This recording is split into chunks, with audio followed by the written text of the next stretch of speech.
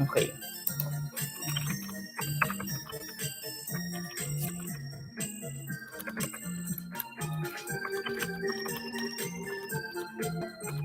Nasaan yung yung emoji nito?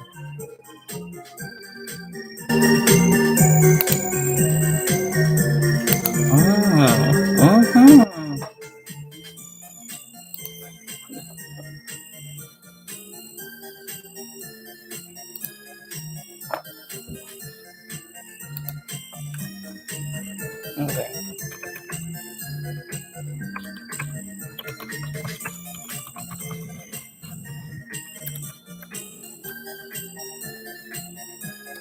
Sabi ko na may nauna eh.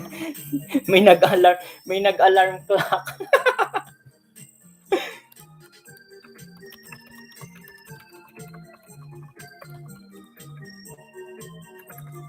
Tingnan mo to, kung hindi sa video call, sa YouTube.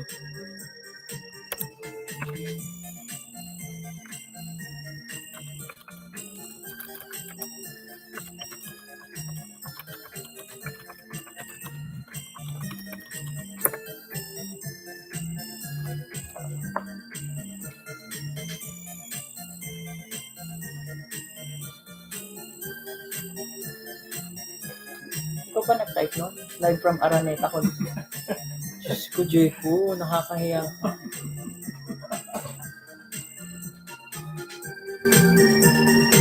Hindi, ang gagawin.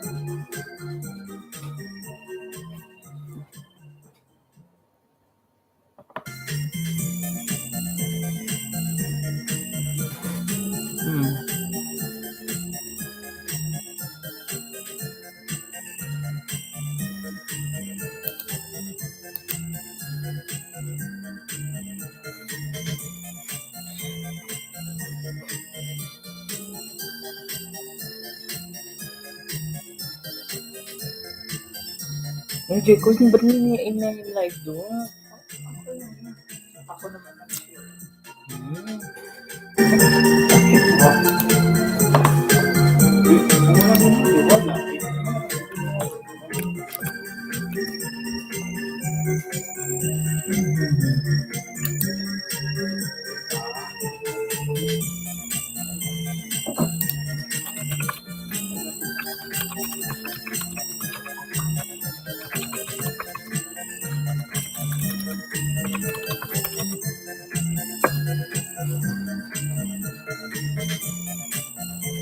May ano ba? May music? Ha? Diyan? Malakas?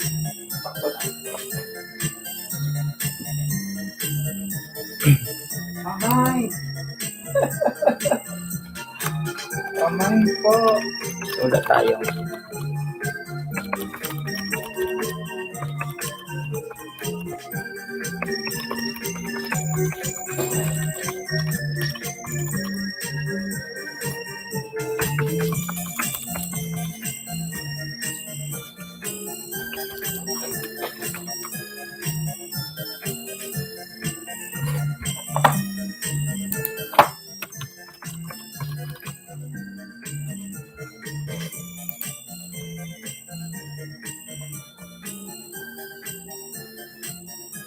Nasaan yung yung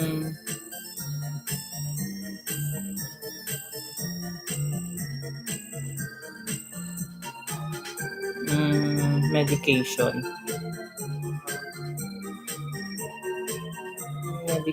Hindi ko makita.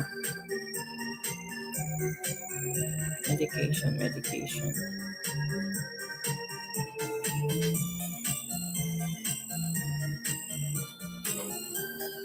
Ito. Sulat lang tayo ng sulat.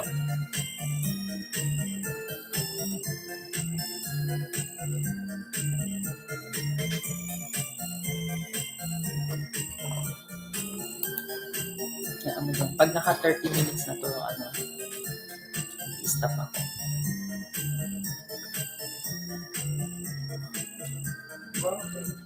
Oo, ganun talaga. Kasi may count na yun. Sayang.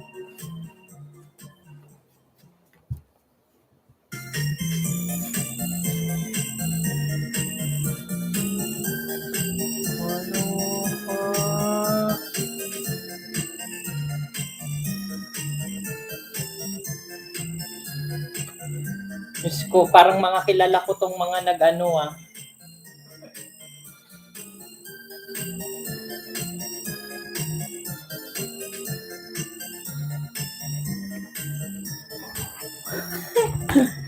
Kilala ko yung mga nanonood.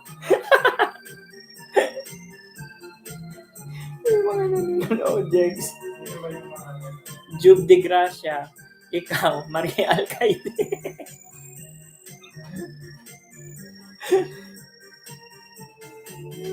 Tawa ako. Shoutout naman to. Hi Maria Alcaide. Welcome.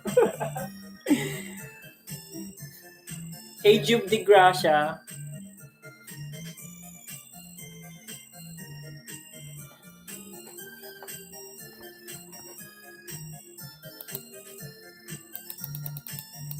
Kanta natin yung song. Tingnan natin kung anong...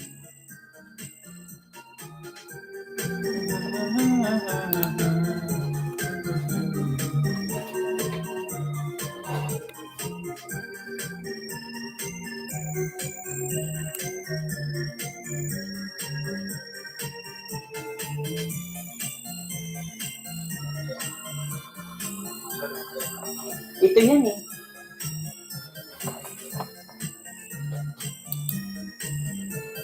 Hello, Mommy at Daddy. Alam mo yung mga tao, hindi sila manonood sa papanood nila yung video game eh.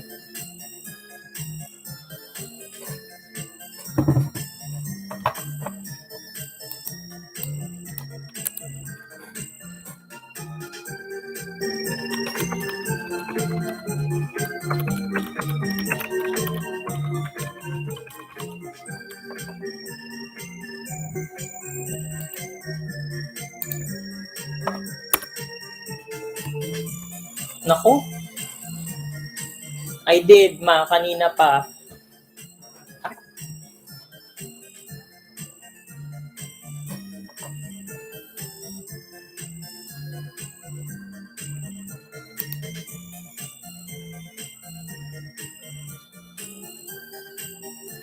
Gusto ko to. Type ko to isa. Cute to. Diba? Hey guys!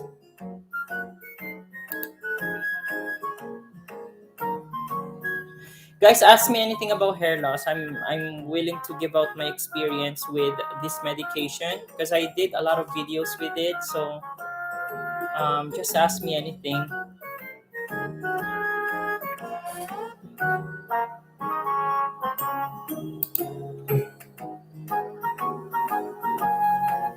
Are you having hair loss too, Osid Ginao? So guys, the Finasteride really helped my hair so much and I'm very impressed with it. So I've been taking it for 2 years now. That's why I've decided to do a video because the Finasteride really helped my hair a lot.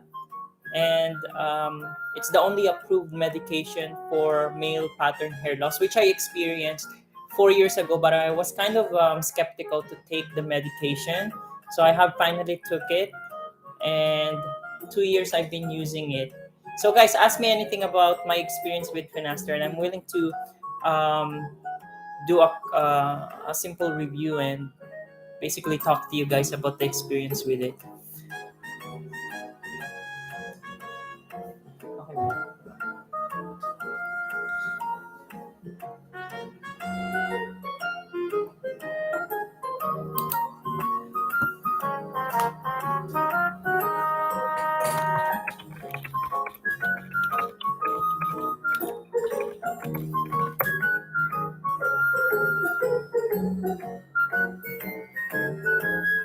Parang ang bata akong tingnan sa camera.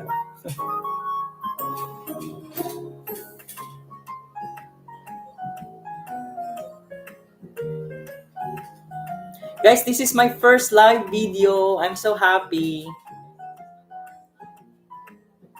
with YouTube with four people watching, which is a good thing.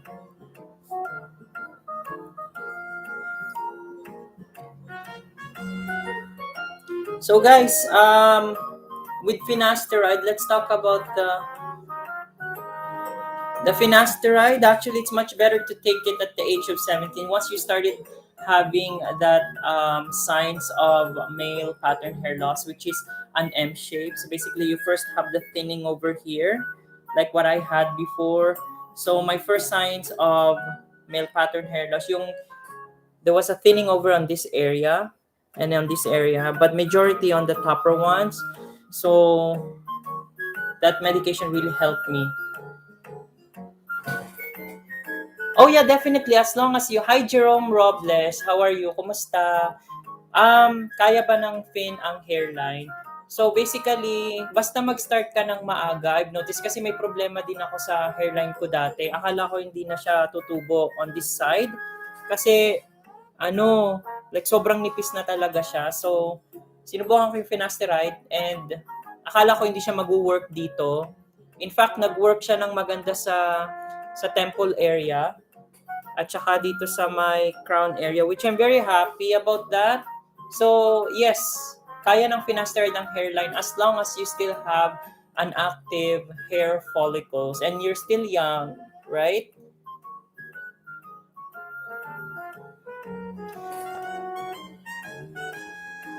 So, recommended to what age group? As I said earlier, as depending on what age, male pattern hair loss could start earlier, even with at the age of 17 years old. So they could experience male pattern hair loss. So depending on how strong the genetics are, because male pattern hair loss is basically a genetic predisposition.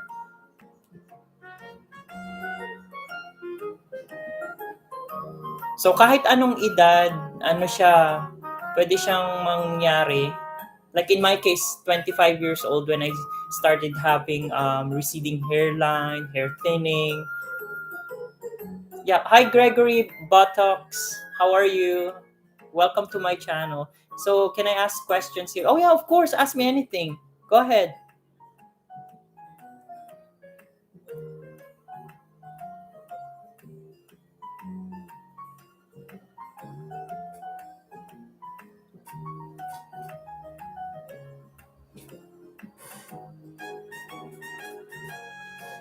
So I can give information in regard to finasteride and in regards to my experience with finasteride. So you guys can directly ask me regarding my personal experience and of course about the medication. So we do play around with this medication even at work. So it's pretty I'm pretty familiar with this medication. So you may ask some questions. Wow, Juve de Grace, your English is very IELTS, ha? I'm so happy. Does finasteride affect fertility? Don't mind my personal question, always was curious. So, there's a lot of questions regarding, yeah, of course. There's some cases where they said that it does affect their fertility, but finasteride overall is a very safe medication. There's just one thing with finasteride that if your wife wanted to get pregnant, you have to stop the medication at least 3 to 4 months before you guys are planning to have a baby because finasteride has this side effect that it can cause teratogenic effect, which is it causes deformities of the babies while they're still growing. So it's always better to talk with your doctor regarding about that. And so far in terms of fertility, as I said, overall with side effect of finasteride, it is very rare. It is less than 2%. So there's a lot of questions regarding. I was actually curious about that too. So, but as I have learned a lot with this medication, it's a pretty safe medication. It's just that when you're going for your PSA antigen to check for prostate cancer, there could be some changes when you're taking finasteride. So you have to tell your doctor regarding about that, so they can recalculate the, what do you call this, the blood level, the level of finasteride in your blood. Hi, corned beef 19 COVID 19. I really like your name. So when did you notice visible result? So when I started taking finasteride on October 2020, I started seeing the result after 3 months, which is that is the standard for seeing the result with finasteride. So personally, I did see the result after 3 months, and I was very happy actually. And it still improved even for after 3 months and so on. Your hair will still improve, so you will have less hair shedding. The hair becomes much more stronger. So those are the things that you'll notice. So you won't see the instant result right away. It's gradual. So Gregory, it says, does finasteride cause any change to bathroom visits? My friend told me that his poop his poo poo comes out very fast when he's on finasteride. It's kind of unclear about that because when you're having a bowel movement, it is more on your GI. Finasteride does not cause any disturbances in your GI, in your, I would say, in your intestine. It doesn't cause any. It doesn't affect that. So I don't think it's because of the finasteride. But of course, if you have other medical issues in regards to your gastrointestinal, it's always better to consult with your doctor. Like he gets diarrhea. That's very unlikely. It's unlikely because of finasteride.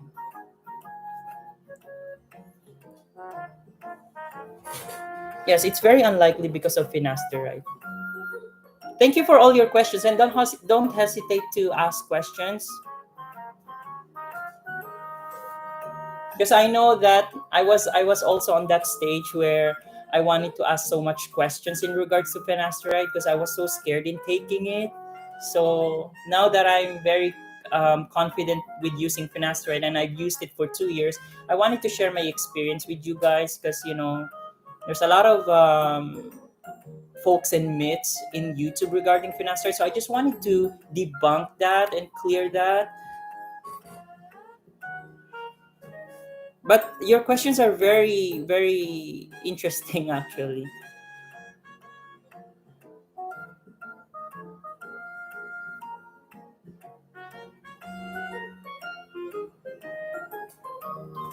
Dito sa Pinas, super mura ng finasteride, 20 pesos per tablet na 5 milligram.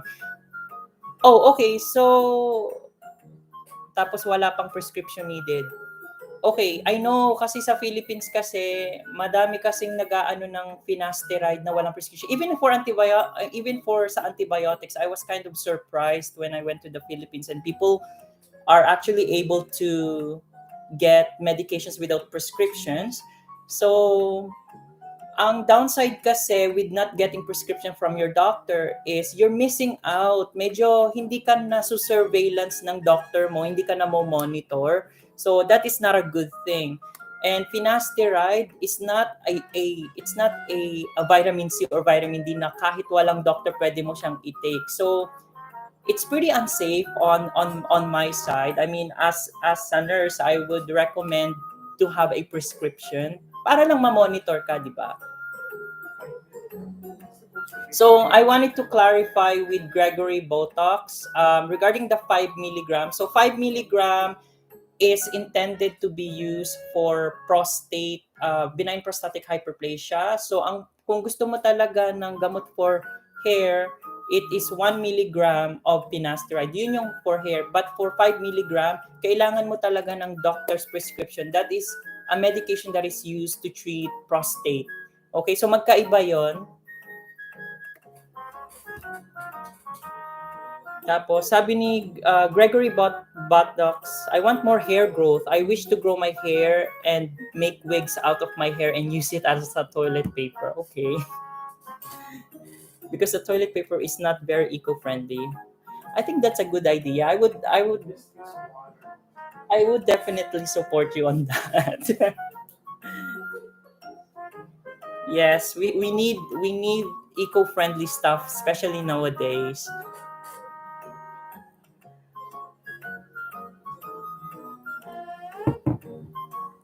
That's actually a very clever innovation, which what with what the world needs right now. Things that are very eco-friendly, correct? And thank you for your message, by the way.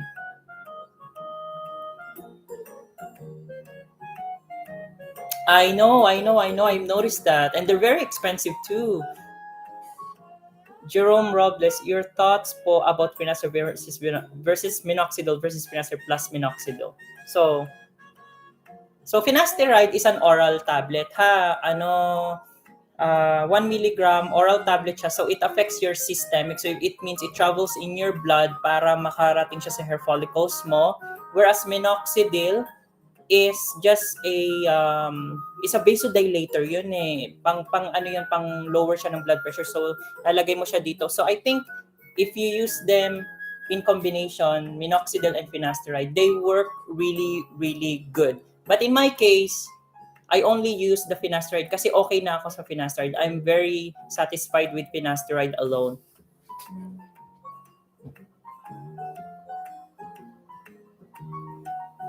Okay, so is it okay? This is for corned beef 19. He's asking about if it is okay to cut the 5 milligram in 4 milligrams or in 4.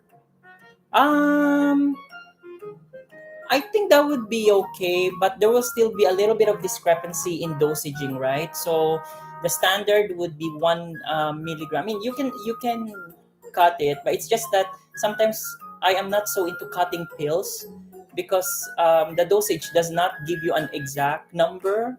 So things like that. But you know what? Corned beef, you can always go to your pharmacy and cut it for you if you're really into that. But I guess there's really nothing wrong. I like the texture of my hair, which is why I want to use my hair to clean myself after doing toilet. Okay, congrats. Can you still drink alcohol while taking finasteride? I would say if you're really into alcohol and you're currently taking a treatment medication, I would say wait for at least, I would say hours. I would say 2 to 3 hours before you can actually drink alcohol. But as much as possible, alcohol is not really good for our hair, right? It damages our hair follicles. It increases sugar in our body, and sugar is not good for hair follicles.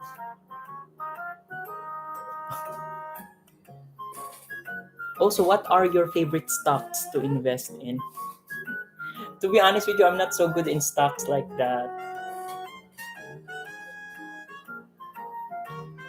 Some of my friends were actually asking me regarding stocks, but I still have to kind of learn more about that. So, Kahit ano na lang.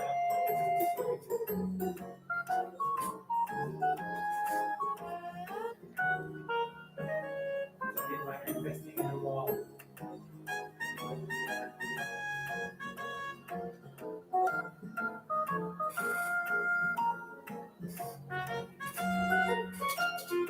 oh, thank you so much. I really, sometimes background music, it's just very soothing and it's good. So, thank you for that. So, how's your Gregory? How's your hair growth right now? Is it improving? Are you having any hair shedding? Oh, this is one of the song. It's basically one of the common RPG game that I used to play. It's been like years ago, since when I was in high school. But I'm glad you like it. It's Oi Kirk Andrew, I know you. I know what I um I know what the barber is telling you. Not so much on this side. Thank you, Kirk Andrew, for coming. Thanks for answering my question. It was great being here. Oh, thank you so much, Gregory. And don't hesitate to ask me more questions. I'm willing to answer more of your questions with the best of my ability, of course. Thank you so much. I'm gonna be doing some live streaming from time to time. So just jump in and, you know, nag-minox plus finasteride po kasi ako mag 2 months na. Okay naman. Pag tumigil po ako mag-minoxidil, ma-maintain po kaya? Oh, definitely. Definitely. I would say minoxidil is a very strong support treatment. So support siya, okay? Ang minoxidil kasi hindi naman siya nakaka-apekto ng DHT level sa blood. So kahit finasteride lang, okay na yun. Oh, thank you, Gregory. Bye. Thank you so much for coming. I'll see you again next time.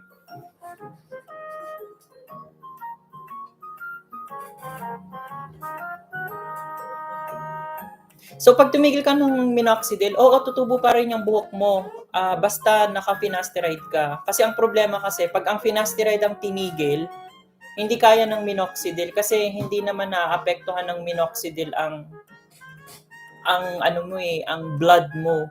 It just works on top of your scalp.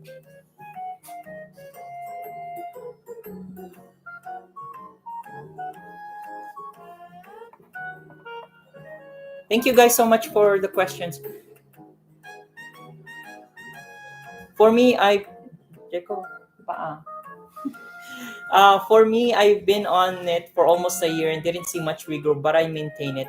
That's the goal of the approved medication. So basically, ang goal talaga is to maintain what you have. So kung wala ka na talagang hair and then you started on finasteride, you're just maintaining something that you don't have anymore. So I think the best option would be to do a what do you call this? The hair transplant.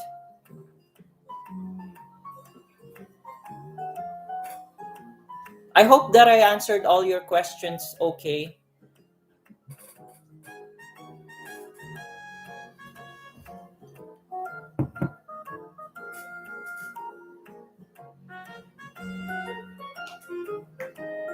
So if you have any friends or families that have hair loss issues and wanted to use finasteride, check out my channel. I do a lot of hair loss and skincare content. Actually, I'm new to YouTube. I've been on YouTube for like a year, so yes, I do have so sabi ni Robles, ni Jerome, kung nag-derma roller po ba kayo? The answer is no. Maganda ang derma roller if it is under a supervision of a dermatologist or a medical esthetician. Kasi kung ikaw ang gagawa, first of all, hindi mo alam yung sukat niya and hindi mo alam yung proper positioning kung saan ilalagay yung derma. So it's kind of unsafe to do it alone. Especially that's puncturing your hair follicle. So instead na halip na tutubo siya na maganda, baka ma-damage pa yung hair cells mo. So it's much better to go to dermatologist and let them be the one to do it for you. So yun ang marirecommend ko, okay? And I do have derma roller and I'm not gonna lie, I did use it for like 3 days kasi nga sobrang sakit. And this was before I used the finasteride. The only question that I had is, have you ever seen Avril Lavigne? Like, what do you mean? Like in person? Have I seen her?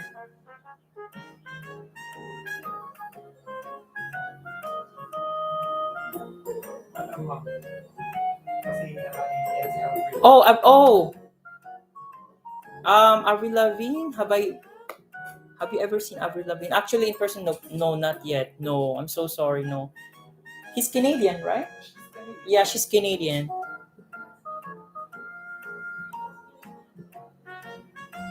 Any Canadian celeb? Justin Bieber. Justin Bieber and who else are Canadians? Celine Dion is Canadian. I've actually been to Celine Dion's, well, not actually into her house, but I passed her house when I went to Montreal. several years ago, and her house was big. It was huge. It was huge. Justin Bieber, which okay, so pumpkin seeds. I've read about pumpkin seeds, and I've actually regarding the pumpkin seeds. So they did a research or a studies in Korea. Is it the pumpkin seeds? Yeah, I think it's so they did a study in Korea, and there was a significant in hair growth topically. Pero ano kasi medyo hindi pa concrete yung evidence. If you see a pumpkin seed oil and then you apply, I think it helps to it gives some extra moisture, things like that. But if you're gonna use it as a primary treatment, I would not recommend it, the pumpkin seed oil. But I've heard of it, and they said that it has a strong antioxidants that would help with hair growth.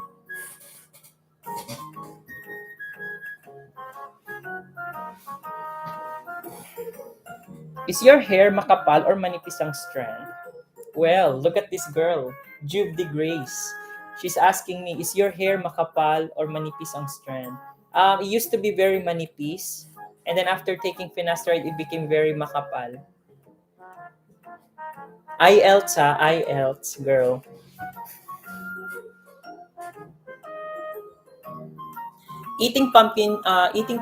Pumpkin seed is actually very good. It's very rich in antioxidants, and it has a lot of protein, so it helps your hair grow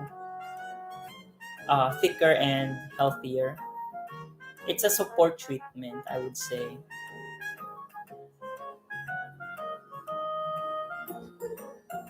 Thank you guys for all the questions, eh? Hopefully I won't drain out of informations.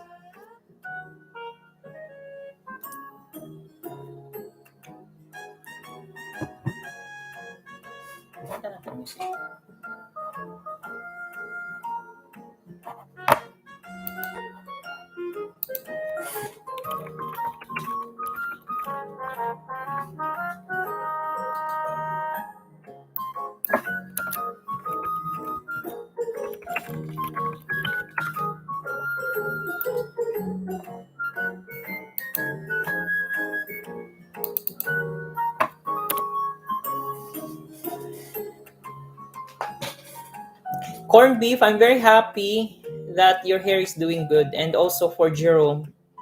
I'm very happy that you guys are having a good hair day, I should say. Baka Araneta Coliseum na may lagay mo doon. Patingin mo ito.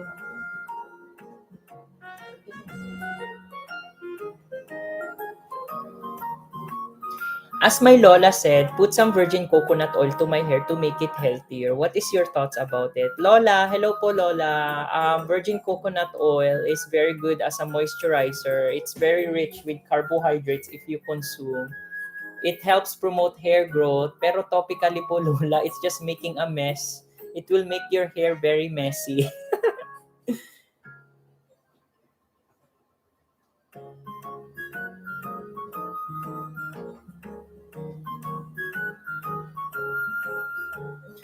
May 6 na tayo.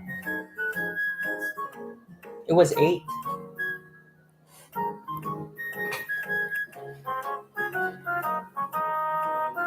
How about aloe? Aloe, aloe is rich in polysaccharides, so it's also good as a moisturizer. It keeps it healthy. It has antioxidants, you know. It's a good support treatment. Still, the best medication for male pattern hair loss is really finasteride and minoxidil.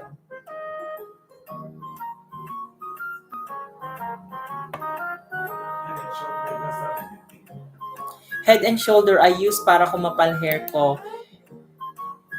Um, Head and shoulder has pyrotin zinc, something ingredients. It's good for thing. It's good for dandruff. It's used for dandruff. Lola, IELTS mode ah. IELTS si Lola ah.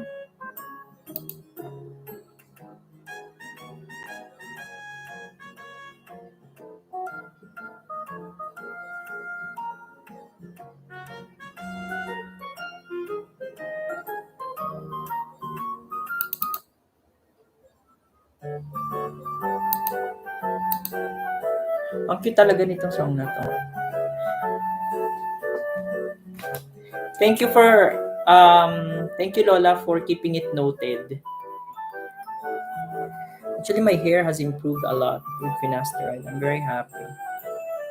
I don't get any more hair shedding or hair fall, which is very good thing. Oh, Head and Shoulder is good. And this is the one that I use actually with my finasteride.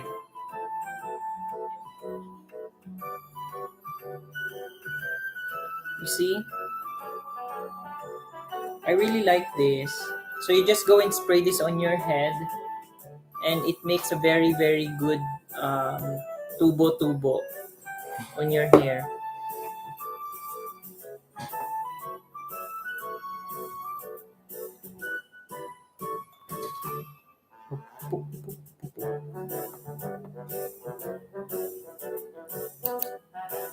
They said that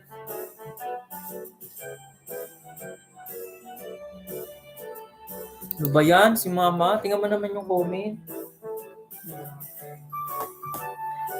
Finasteride does not affect the baba.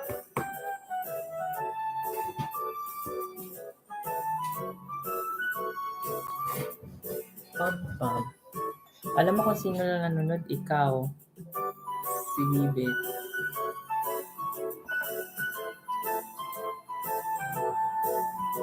Mm-hmm.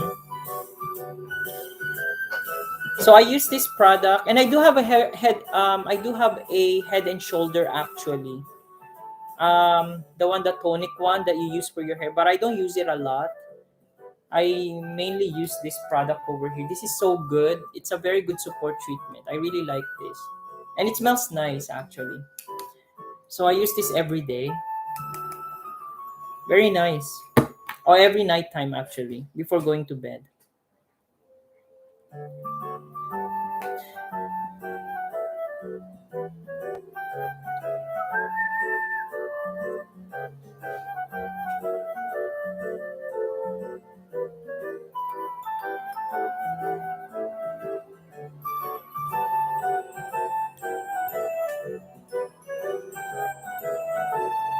What's this yellow thing over here?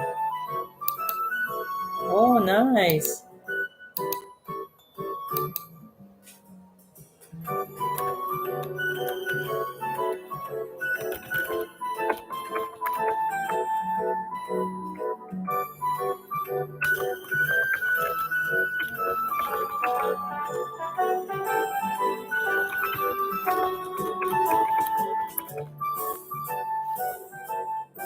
Ah, okay.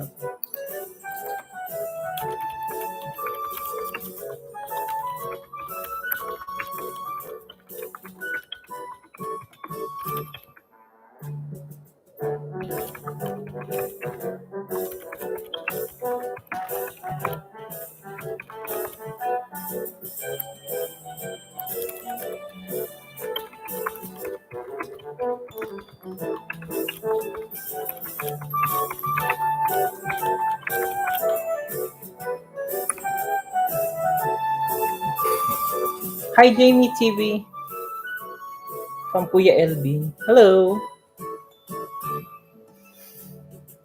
Welcome.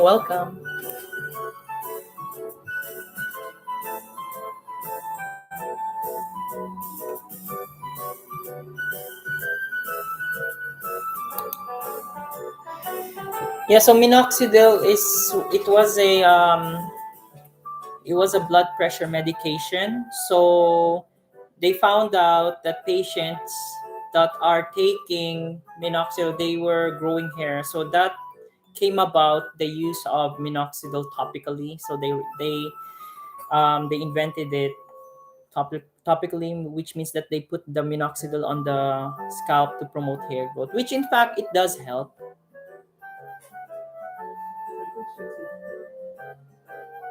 Some Juve de Gracia, sometimes I've noticed that my husband's hair is a bit oily. Does it cause too much hair falling?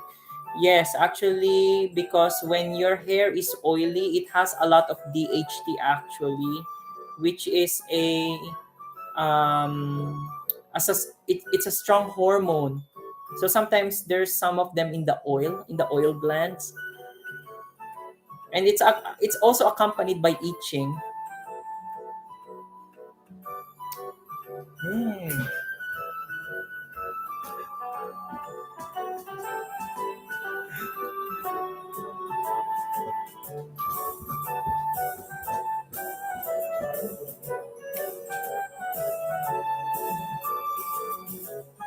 Which hair, Juve? Yeah, which hair?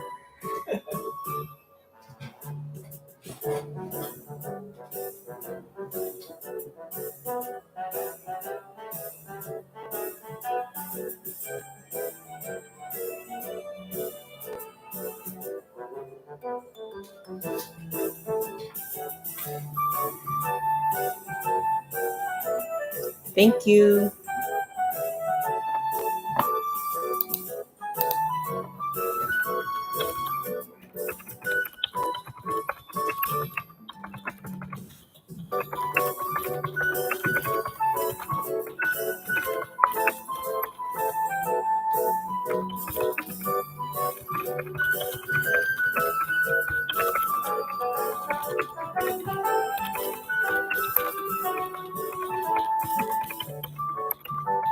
Benign prostatic hyperplasia ba yun? It's benign prostatic hyperplasia, right? So guys, so 1 milligram, as I was asked earlier, 1 milligram finasteride is for the use of male pattern hair loss, and the 5 milligram is for benign prostatic hyperplasia. So that's the enlargement of the prostate. Because what's causing the hair loss and the enlargement of prostate is one. It's a cost of DHT.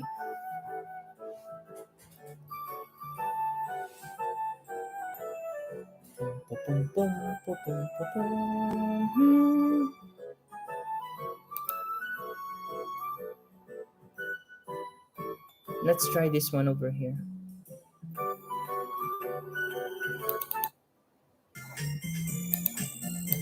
Aww.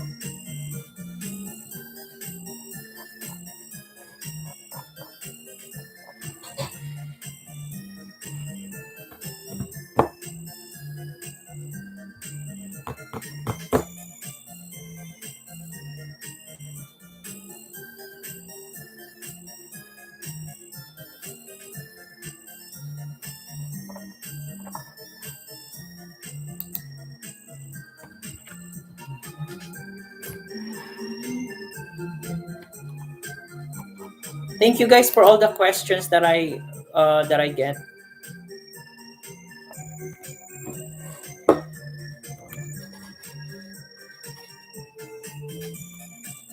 Dapat pala bumili ako ng ng webcam, no? May mga webcam na HD, no? Not that I'm not sure. That you can connect on top.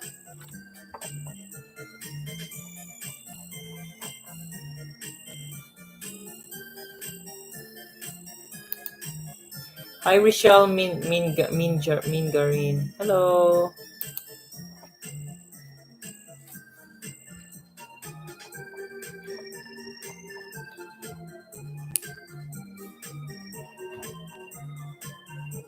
Is that an RPG game? Thank you, guys.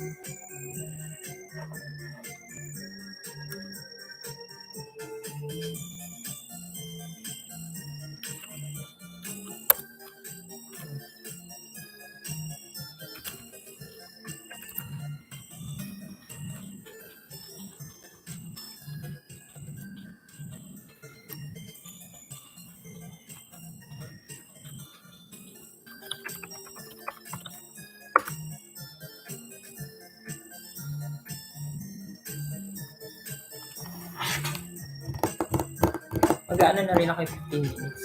I'm stopping this in 15 minutes.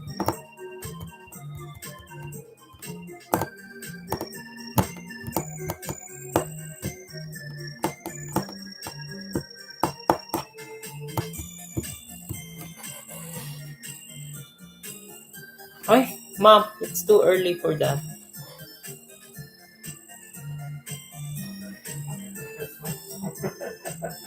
Just kind of reminder, buy finasteride to drugstore only. I've seen a lot cheap products online. I think it's fake and seek doctor's recommendations. Diba? That's the only thing you really have to do. You have to ask your doctor so you can get a medication from pharmacy. It has to be prescribed. I don't know why in the Philippines you can get medications over the counter. I think it's not safe. Because even with the finasteride alone, I know it's for hair and it doesn't cause so much side effect. It's rare. I think it should still be monitored by the doctor. That's my thing. I know consultation is expensive, but still, just to be on the safe side, right? Well, if something happens, God forbid, it's more expensive to be hospitalized than having the consultation.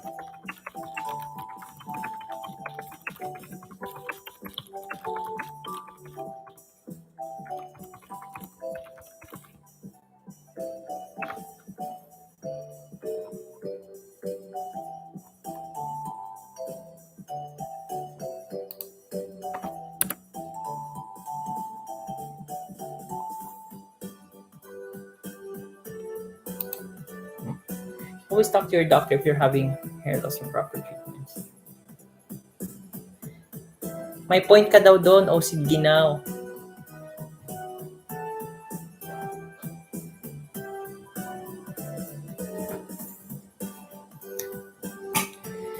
Yeah, guys. So, always talk to your doctor if you're having hairs for proper treatments. You don't just go and buy the medication. It's not safe. So far it's very good. I'm very happy with the result of finasteride. So that's why I decided to do a live today just to share it with you guys.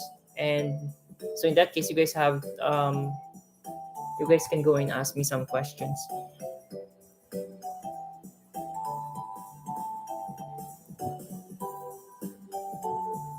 And I'll be finishing this live streaming soon, maybe in 15 minutes or something. Mhm.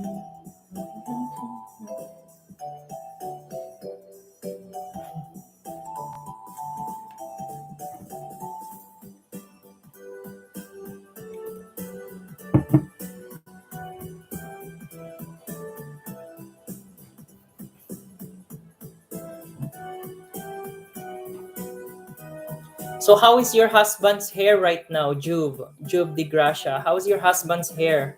Is it thinning on the top or is there any visible thinning?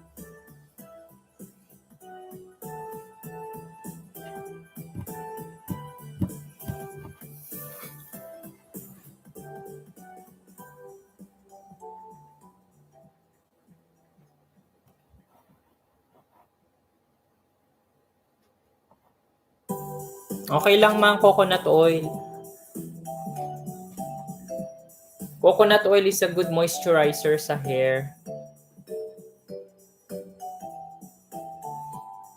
Just what they said. Yes.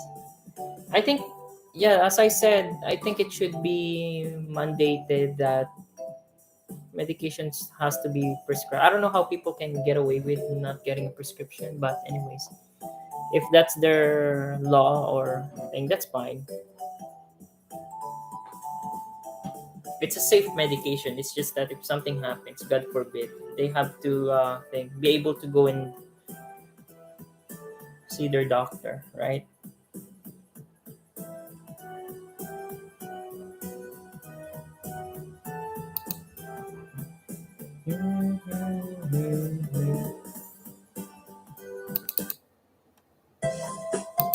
Guys, thank you so much for joining this live tonight. I'm so happy. This is my first live ever.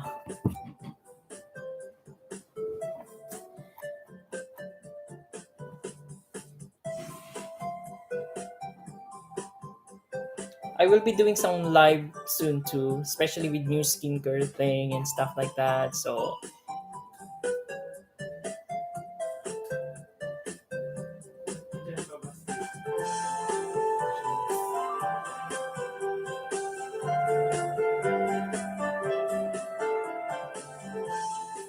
Juve de Gracia, pamain daw.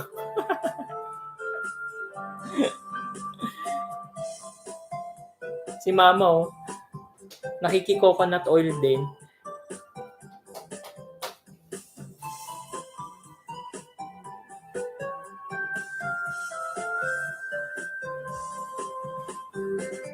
See, guys, my hair had grown so fast, and I don't have any hair loss. No, this is nothing. So you guys can see it's much thicker now. I'm so happy with it. May dalawang ano, no? May dalawang pumasok. Na bago? Na iba? Hmm. I don't know. Next time, let's talk about the female hair loss. I am not so familiar with female pattern hair loss medications. The only thing I know is that I mean, the common medication for them would be the minoxidil still, and there's not really an established medication for female pattern hair loss. Spironolactone is a blood pressure medication that's also used for female pattern hair loss.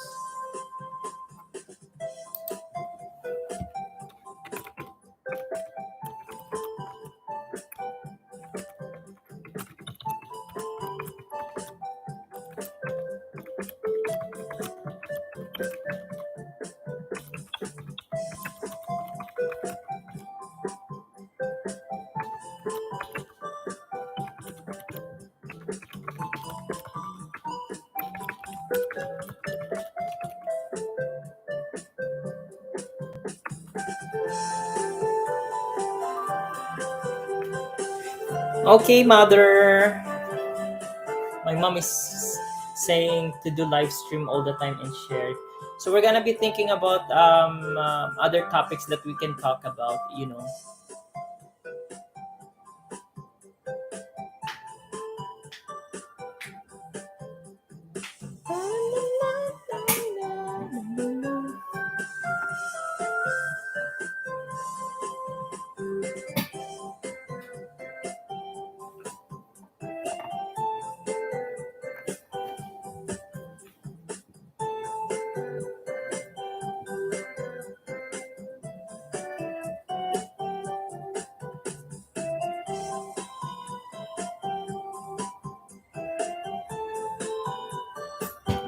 Is it at the moment?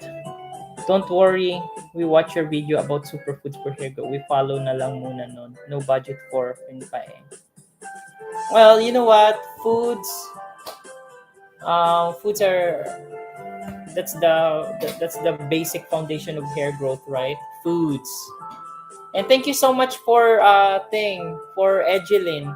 Edgelyn, thank you so much for giving me a very useful informations on the foods that helps to grow hair. Guys, by the way, Edgelyn is my cousin. She's a registered nutritionist in the Philippines, and she helped me a lot with some of the foods that actually help grow hair. And a lot of her informations are actually science backed up because um, her belief in science is very good, which is that's what we need to have a good scientific evidence. We cannot just say that eating rice will grow your hair. Ah, And I rely her information so much. Sige so po, sasabihin ko.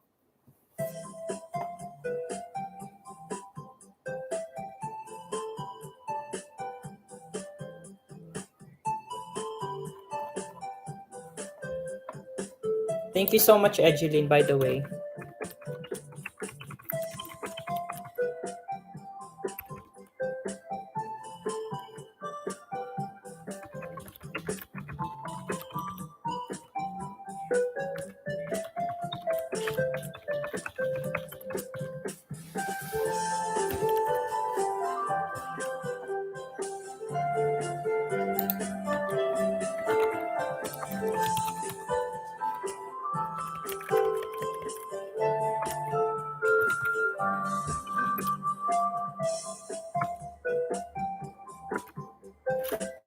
Yes, it's my first live stream.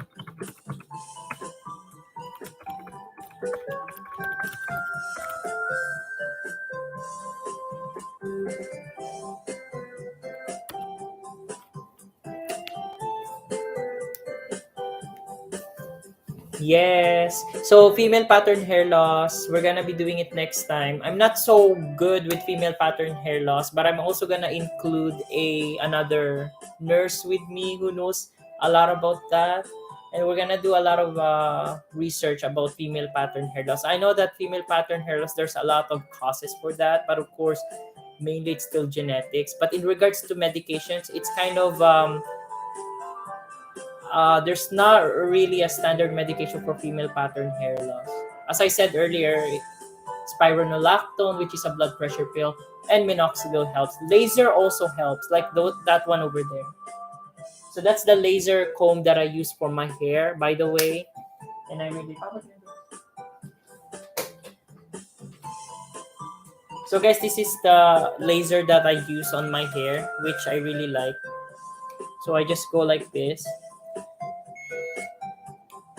3 times a week, and it works really good. It's a good support treatment. So as you guys can see, there's a time.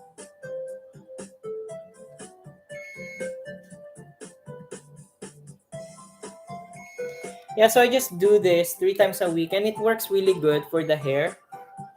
And I noticed with this one, if you guys haven't seen the video, this one works very good for the crown area. Of course, food is very important, as I said. Food is the foundation of healthy cells. But guys, if you guys wanted to know more about a specific food for a specific medical concern, please consult a registered dietitian or a registered nutritionist because they are the most reliable sources of information. And then don't just go to the internet and search for foods that would because a lot of things in the internet we cannot really trust, right? So consult your registered nutritionist and even your doctor because your doctor can refer you to a good registered nutritionist or registered dietitian. So that's my recommendations.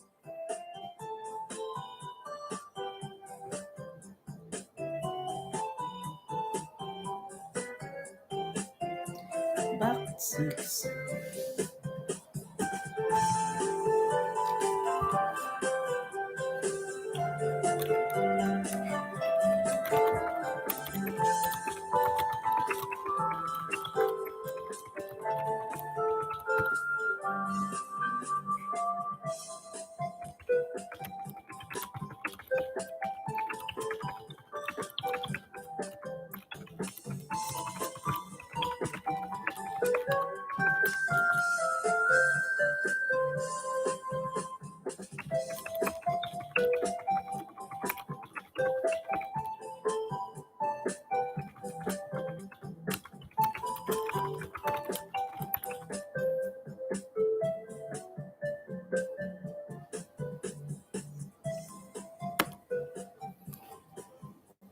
Okay, so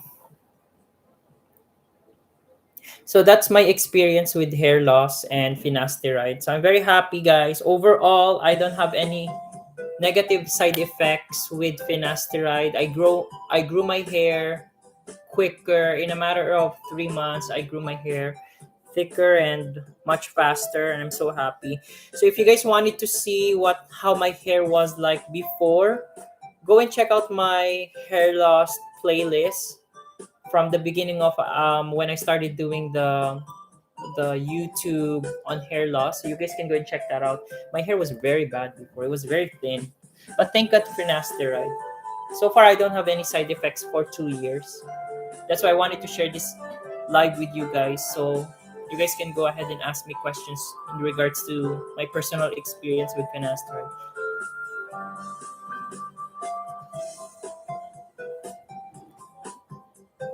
Ah,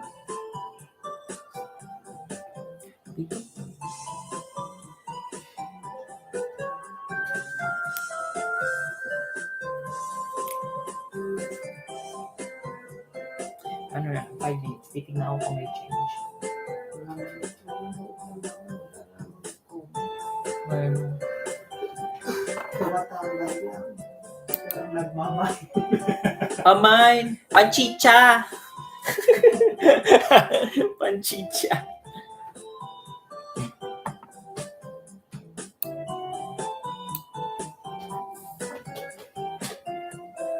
Sabi ni Tito na kung hindi daw mag-aalala pag sa headset, another headset. Di ba ka na, nawalan siya ng, nawala ata siya ng viewers. Ah, Ayun. Hi! check ko. Thank you guys again for watching. Grabe yung mga nag-message talaga, ano.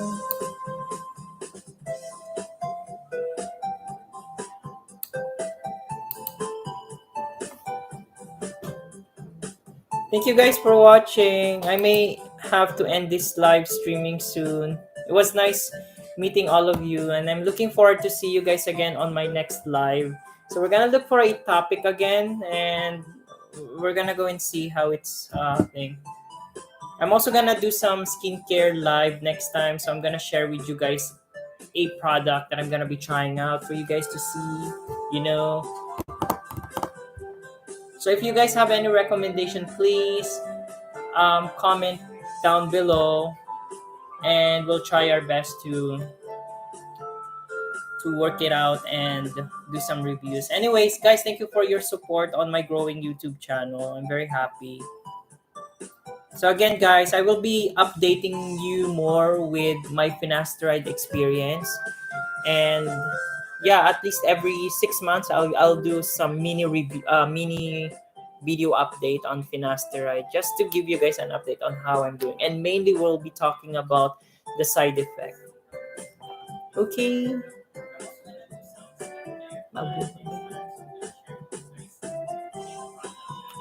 Ay, si Tita Norm. Hi, Tita Norm. How are you? Tita Norm. Tita Norm, how's your hair? Is it growing quick or slow?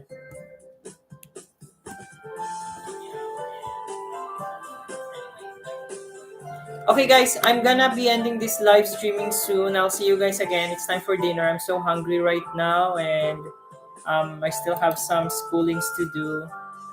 And I'm currently working on my philosophy right now. Tita Norm, I miss you. Hope you're doing good. Stay healthy. Live a stress-free life, and eat healthy. So I'm busy with my philosophy course right now that I'm taking. So I'll see you guys again next time.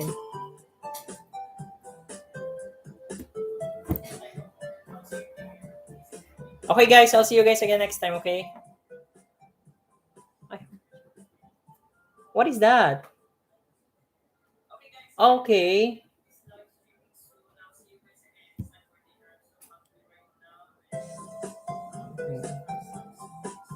Just keep eating healthy, tita, and you'll grow that. I see.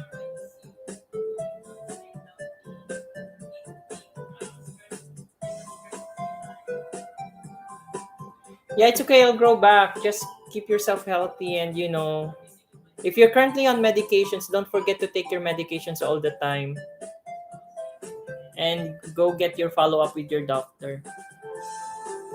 Okay, guys, I'm ending this. I'll see you. Bye bye.